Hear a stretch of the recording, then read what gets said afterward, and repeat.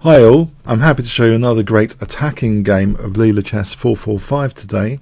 Different opening and different opponents. This was Equinox, a very strong chess engine. So this is in the Alekhine's defense. Let's have a look. E4, knight f6.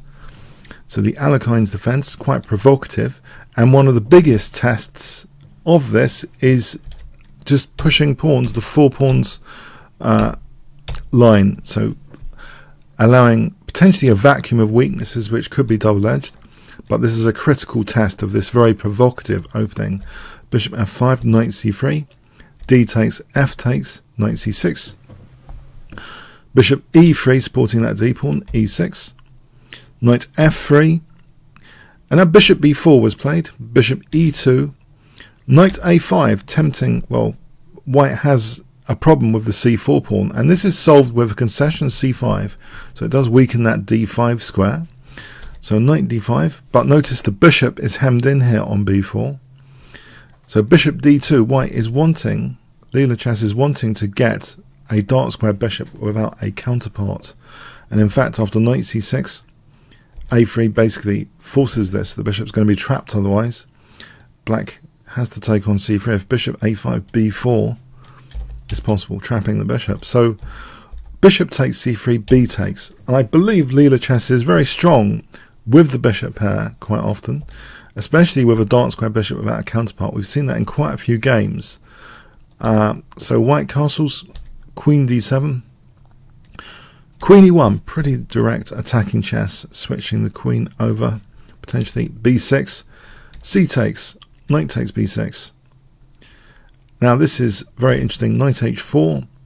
In this episode, the defensive bishop is basically removed from the guard of h7 here, because after rook c1 we see bishop b3. So with h7 now a bit neglected, the bishop not going to be playing a defensive role, the knight just returns back to f3. Bishop c4, knight g5 now.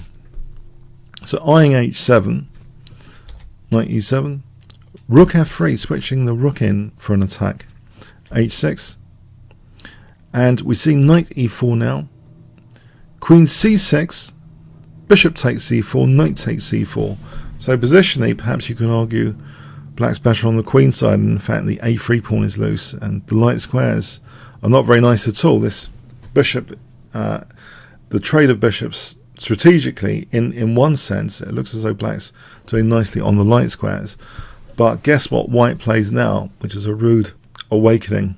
If I give you 5 seconds to pause the video here, what would you play with white?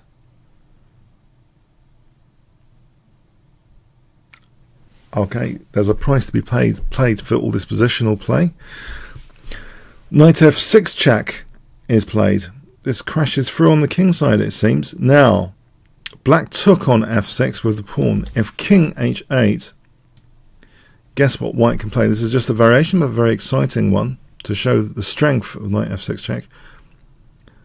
White here has bishop takes h6, and for example, g takes queen h4. This is actually totally winning.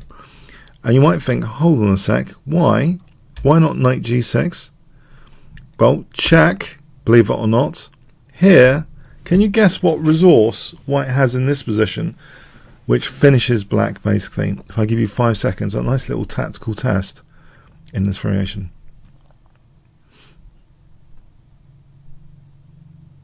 Okay, the queen and knight are formidable in combination. In fact, rook takes g6 potentially opens up that second rank. So for example, fg, there's a check here and then mating on g7.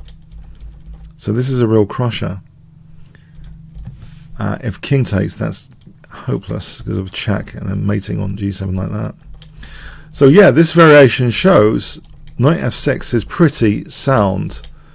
After this is absolute just devastation. Just to show a little bit more here, well, there's not much to show here actually. If king h8, we're just taking that. There's not much to show here. So knight g6, nope, So okay, let's go back. So knight f6 check. Let's follow the game. G takes f6. Bishop takes h6 is played. And here things get interesting as well, because white actually builds up a lot of pressure. So a whole piece down, but white is building up the pressure on g6 now. Rook fd8, queen g3, queen e8, and it seems very resourceful defense. What could possibly go wrong? Well, white has this h-pawn, a hack attack h-pawn, king h8, h5, so starting to break down black's defenses further. Doubling rooks, rook d7, hg, fg, and now winning the queen with rook f8 check. So this wins the queen, and it's basically game over here. After queen takes g6, knight d7, the game was stopped here. It's clearly absolutely winning for white. As an example, bishop c5, rook g8, queen takes e6. It's just big material up for white. So a real thrashing there of the Alekhine defense in a critical test, the 4 pawns variation. Very, very nice attacking style of play. I really think this is a new flavour of AI and a very, very exciting development for the games which can be created. Hope you enjoyed this one as much as me. Comments, questions, likes, shares appreciated. Thanks very much.